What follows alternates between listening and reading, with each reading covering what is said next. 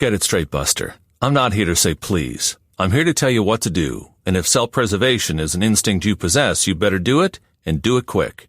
I'm here to help. If my help's not appreciated, then lots of luck, gentlemen. If I'm curt with you, it's because time is a factor. I think fast, I talk fast. I need you guys to act fast if you want to get out of this. So, pretty please, with sugar on top. Listen to Thrive Loud with Lou Diamond. Get ready to thrive loud with Lou Diamond. Hey, Thrive Out listeners, Lou Diamond here. Man, this was a power week we just ran through here at Thrive Loud. I just wanted to address some of the content we've had. And you've probably seen a lot of it in social media promotion. Lisa Cherney and Tammy Evans, those were episodes that actually aired last week on Thrive Loud, numbers 467 and 468. Those will just pump you up because Lisa and Tammy just have Energizer Bunny things going on. That's the Get Fucking Real episode with Lisa Cherney. And the Energizer we all need right now, that was my first Thrive Loud live recording. And that is in case you missed it live, you get a chance to pick it up on the podcast here. And then let's just run through. We had Adrienne Banker, her new book, Your Hidden Superpower, came out on June 9th, and we featured her here on Thrive Loud. Adrienne is on Good Morning America and ABC News. We also did some social media promotions as well. You can see some of the behind-the-scenes conversations we have that didn't make it to this episode on YouTube, and we'll make sure to tag that in the links. That's episode 470. And there's the chat that I had with Tony Chapman talking about conversations that matter with all the sensitive issues going on around our country in this very unique time between the race issues and getting conversations started. We figured Tony and I could start doing that. And hopefully you got a chance to listen to that because I think that's important. And we had Paxton Gray earlier this week from 97th Floor. Phenomenal marketer, fun conversation. This is going to be pretty cool because you're going to get a chance to listen to the founders of INVNT. Pulled from Bedside Readings, Authors That Thrive. You're going to really enjoy this. Scott and Kristina, the two founders, dynamic duo, if you will.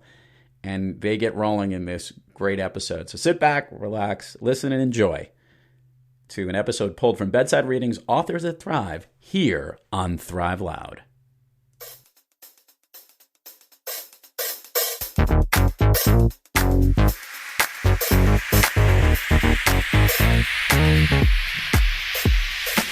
Welcome to Bedside Readings, Authors That Thrive, a podcast show that provides you exclusive access to top writers around the globe and how they are thriving through their writing, their passions, and their lives. Here's your host, Lou Diamond. Welcome, everyone, to Bedside Readings, Authors That Thrive, connecting you to amazing authors that are thriving through their work and in their lives each and every day. I'm your host, Lou Diamond. Today, we have partners in business and in life. These two incredible individuals launched INVNT, the global live brand storytelling agency, at the height of the global recession in 2008 with the aim of challenging the live event industry with a new kind of agency model, attitude, agency culture, and driven results approach. They are the co-authors of Challenge Everything, the battle cry that blew shit up and invented live brand storytelling. I love saying that story. So I'm excited to chat with this dynamic duo here today. Please welcome Scott Cullather and Kristina McCoobery. Scott and Kristina, how are you? Lou, it's great to be with you. We're doing terrific. I think we were both smiling at each other. Kristina and I are sitting next to one another, thinking that our mother-in-laws were listening to you as you made that introduction. So thank you for that. Thanks for making us sound so good. Let's hope that I can get more than the mother-in-laws to recognize how amazing the two of you are, even though, depending how they'll say, they'll speak highly of one and maybe not so highly of the other. Depends on the day. So I love giving our listeners a little bit of a background specifically about the gig that you're working on right now. I think that'll be the best way to start things off, because if people kind of understand what you're doing, we're going to understand why you do it. So tell a little bit about your company and exactly your specialty. Right. So we started INVNT in 2008 as essentially a live events company. We've evolved that business into a global live brand storytelling agency. We now have 8 offices. We're in 5 countries on 4 continents. with almost 100 full-time inventors around the world.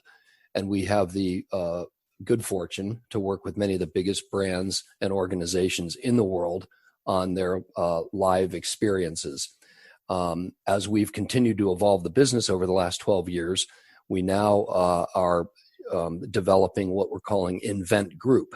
And INVNT Group is just an extension of everything that we've been doing in the live business, but we've added several other storytelling businesses, one that crafts brand narratives and master brand stories, another one that amplifies through digital and OTT type programming.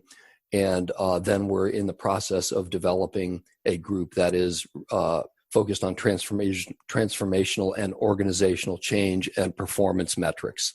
So we're really excited as we continue to evolve this business. So Kristina, I'm going to move to you because evolving the business and the battle cry that blew shit up actually could be pretty specific as it relates to live brand storytelling events. Can you share a little bit about the other way that you're helping people connect in this virtual environment in the world that you guys are featuring right now? I mean, we've obviously made a massive pivot to what we call the phygital world, right? So a combination of that virtual environment in a digital format. And so many of our largest partners, clients, made a very quick shift, which was smart. And we are helping them bring whatever their messaging is, whether it be launching a product or communicating to their national sales force or to their other stakeholders and customers.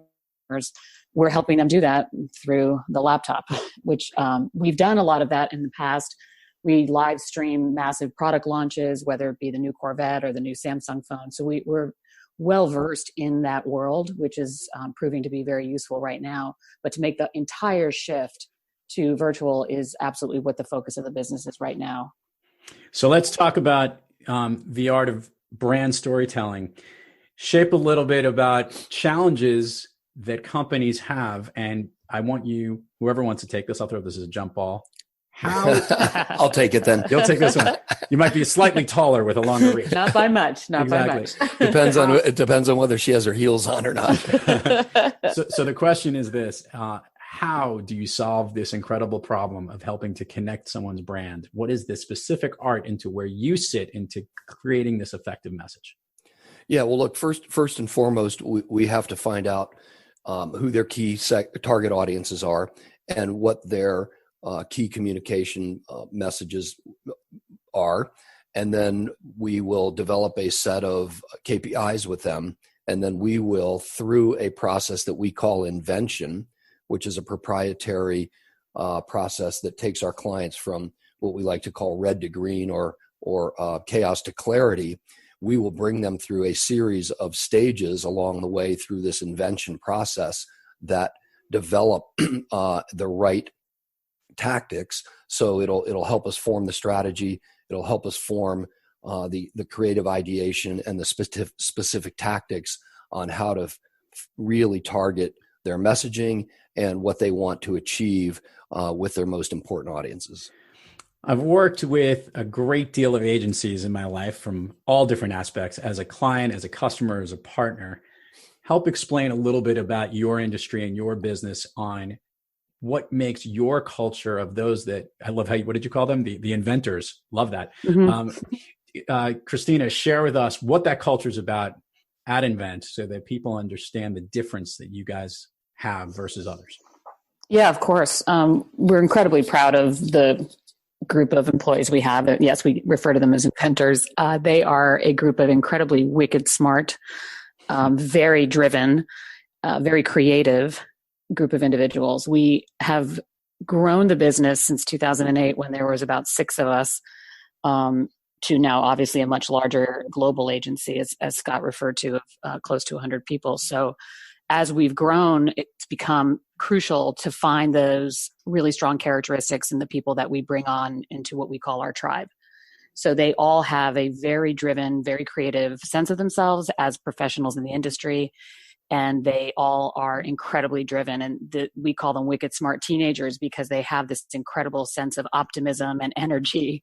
Some aren't close to the teenage years anymore, like us. But we all still want to hold on to that incredible youthful energy and optimism which certainly in today's time is crucial.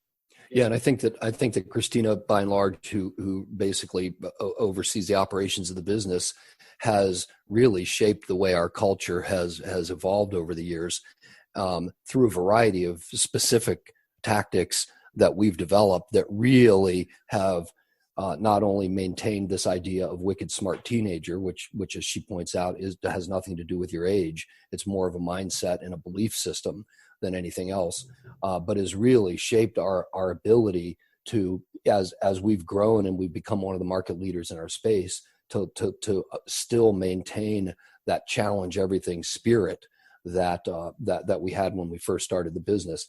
And as you know, Lou, and your listeners will know, the larger you get and the more successful you become, the easier it is to become complacent.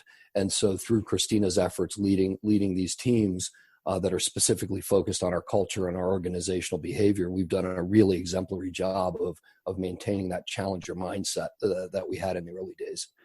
All right, so now I'm going to have fun and blow up the model here. So husband and wife dynamic duo teams, not easy. When does the workday end and begin for the two of you? Well, I like to... Hold on, Scott. I'm interrupting you. I'm sorry. I'd like to think that you're going to answer this question. But I'm Kristina. I'm going to go... No, I'm just kidding. Well played, sir. Well played. There is a sense of an infinity loop, for sure. And I can tell you, when we first started the business, our kids were quite young.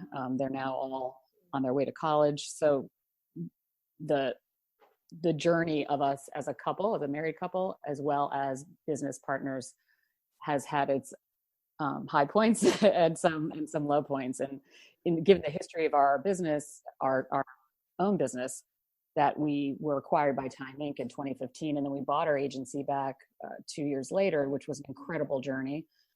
That was probably one of the more challenging times as a couple, but we thrived as business partners.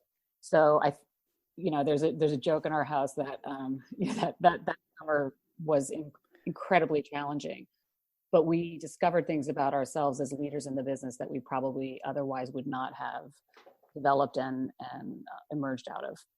So for me, Lou, the workday never ends. I like to tell this funny story. When we first started together, it was like 3 lifetimes ago, and I hired Kristina. So she used to work for me at our former agency. And then we fell in love and moved in together. So I while I was the boss in the office, she was clearly the boss at home. And then when we started our business together, she became the boss in the office and the boss at home. So now my workday never ends because I'm always reporting to a boss. Remember the old expression, there'd be white knights or there'd be hostile takeovers. These are called just marital takeovers. It's just a natural progression. I had no idea what was coming. I will say though, as a couple, honestly, shifting into the work mode is super easy because that's how we met. We met working together. Good point. And so to slip into that work mode and finishing each other's sentences, whether it be working on a project or a global business initiative, is very easy for us. In fact, there's a funny story of one of our employees who interviewed with us, and the creative director who recommended him didn't tell him we were married. And we took him out to dinner, and I reached over and I tried Scott's soup. And he went back and said to the guy, like, I know you guys are close, but like you guys eat off each other's plates and it's super weird. I don't know if this culture is going to work for me. And he's like, oh, they're married. He's like, that would have been good to know. I do want to ask this question because in co-leading a company, co-writing a book, doing things together, there are different skill set and different strengths. Let's do it in the reverse here. Kristina, what's Scott's strong points that he tends to lead with? And then I'll flip the tables, and Scott, you can opine on Kristina. So Kristina? How strategic of you. Yes. I also went to you first. Notice that. Noted. We're getting along great. I would say Scott's strength is his visionary leadership. I think most of our employees would probably say the same thing. It's very, we all always talk about looking out and looking down as leaders in the business. And it's so important to do both, because if all you do is look down and get the day-to-day business done, and you're never looking out, you'll never grow, the business will never thrive. And grow into different areas, which is what we've done. So Scott's leadership and visionary thought around our business is by far his biggest strength. And obviously, counterpoint, Scott, Kristina's strengths. Yeah, so I would actually say I would characterize that as not visionary, but I just have this ability to dream and then wave my hands around. What Kristina brings to the table is this innate ability to somehow interpret what the heck I'm trying to articulate, and then crystallize it into a cogent strategy and plan, and then pull it down through the organization. So she really is the one that, if we talk about looking out and looking down, she really is the one that is making sure that we don't trip and fall while we're trying to figure out these incredibly ambitious ideas and things that when I sit around and wave my arms at everybody, she's the one that pulls it through and makes it happen.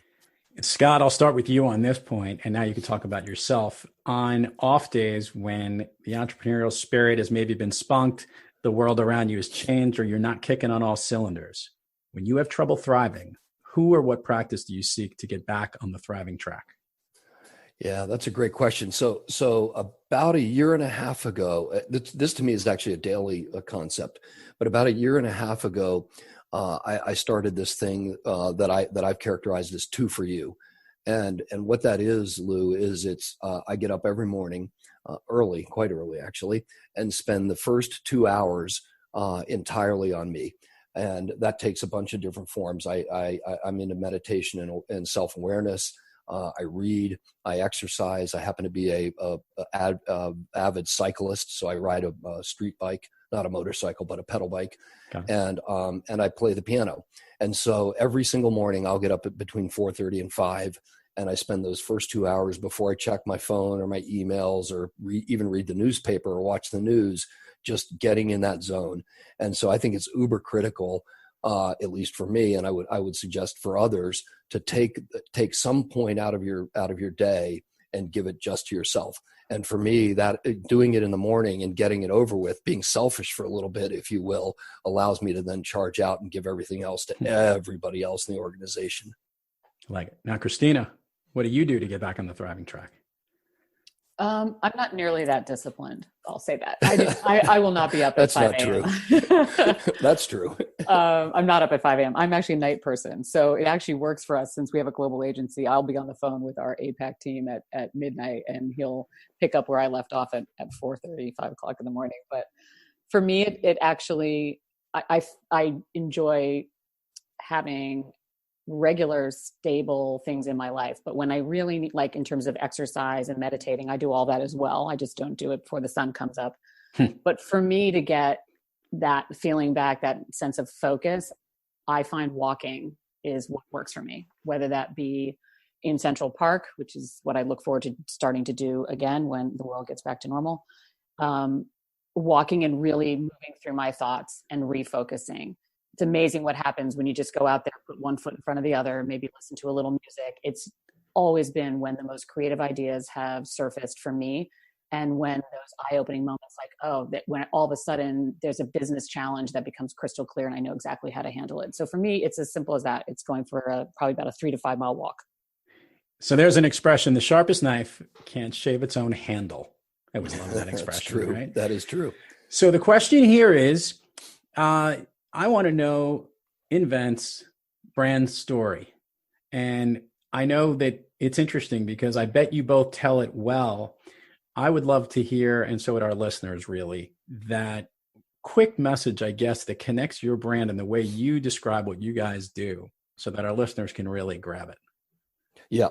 That's a great question. So in its essence, we are a live events company. So we design and produce live events for organizations all around the world. But in spirit, we are a challenger agency for challenger brands. And so there's really sort of deep connective tissue with that thinking and that mindset. And our agency, we take creative risks. We're not afraid to do things that are going to be on brand, on point, on message, but disruptive in a good way and stick. And when we work with our clients, whether they're a market leader or whether they're number 3 in their category, we always try and convince them to adopt this challenger mindset. There are dozens and dozens and dozens of stories of organizations like Howard Johnson's, for instance, that was the largest hotel and restaurant chain in the world. And overnight they filed for Chapter 11 because they stopped doing the things that they did when they were a challenger brand that got them to the number one position in the marketplace. So I think it's pretty simple for us: challenger agency for challenger brands. What would you say is the one thing that you're most proud of at your company as it relates to either the work you've done or the people that work for you? I would say the thing we're probably both the most proud of are our employees and the culture and the company that we've built. When we look back at how few of us there were in 2008 and how quickly we grew and how hard we worked. And now we see people that have been working on our team for 10 years and they're buying their first home. They're putting their kids through school. They are growing their careers. We have people that started as production coordinators that are now executive producers. And I look around sometimes and I'm amazed at the growth of the people that have invested so much into what we call our company. It's an incredible sense of pride. And along with that comes an incredible sense of responsibility. Permission to go down Fun Street with the two of you. Not that we haven't been having fun the entire time. Granted. All right. Yeah, each one of you. We'll go Scott, Kristina, Scott in that order. First Scott, then Kristina. Scott, your all-time favorite movie? Once Upon a Time in America. A recent movie, really? Okay, I'm going to get back to that in a minute. But do you know the film? Oh, do I know it? I've seen it 3 times, and it's only been out in a year, I guess, in that time. Kristina. Cinema Paradiso. Really? Okay. Yes. So why did those movies connect with you? Scott, you first. So Once Upon a Time in America is about it actually took place in the 30s and 40s, and it's about a group of kids that grew up in New York City, and they were underprivileged, and they wound up building unfortunately, it was a bootlegging empire, so it was an illegal empire, but they wound up as friends and as lifetime friends and lifetime business partners. They built one of the largest businesses in America. And so there's just so much passion and commitment, and their stories are really incredible, and it inspires me every time I see it. Thank you for reshuffling my brain. I still had Once Upon a Time in Hollywood in my brain when I was thinking. Oh, yeah, well, that's that. But I've seen both, and both are great movies, and that is a classic and a true building of America story. And Kristina, why Cinema Paradiso? Well, so as I'm sure you know, it's an Italian film, and it is about the journey of a young boy turns into man, and in the world of film. And I'm a huge film fan, but that's not why I love it. Why I love it is because it takes you on a journey of someone truly following a dream, maybe losing a little bit of sight of where that dream truly was sparked, and showing an appreciation for it. And I just feel like the journey that character takes about having the guts to leave a town, leave their hometown, which I did as well, to move to New York City. I just really related to that and had the guts to follow my dream. So, Kristina, following up on something I learned about you before we started recording, when you're pedaling a Peloton race, is there a certain, on your bike, is there a certain song or jam that you like to use to get yourself motivated? Oh, I'm going to be a little embarrassed, but I always lean towards honesty. Oh, really? I'm an 80s girl. Billy I'm an Joel 80s girl. honesty. You play a solid 80s track and sign me up. All right. And Scott, the tune of your choice. Well, I'm a Springsteen guy. All right. There's so many great ones, but we heard one just the other night on Jersey for Jersey, and I am married to a Jersey girl, so it's got to be Jersey Girl. Oh, well played. Well played. I can't think of a better way to bookend the interview here. Leave them loving, not fighting. Lou, was that a mic drop? Yes, it was as close to one as we can get in a podcast without ruining the equipment. Scott and Kristina, continued success to you, your company. Again, we'll put all the links out there. Also, your book, Challenge Everything, the battle cry that blew shit up and invented live brand storytelling. I love it. And thank you again for coming on the program today. It was truly a pleasure to have both of you. Thank you very much for having us. Thank you, Lou. And to all our listeners out there, keep thriving onward and upward. And remember, be brief, be bright, be gone. Thank you for listening to Authors That Thrive, brought to you by Bedside Reading. To learn more about today's guest, head on over to bedsidereading.com. And don't forget to subscribe wherever you listen to your podcasts, or follow us everywhere on social media at Bedside Reading.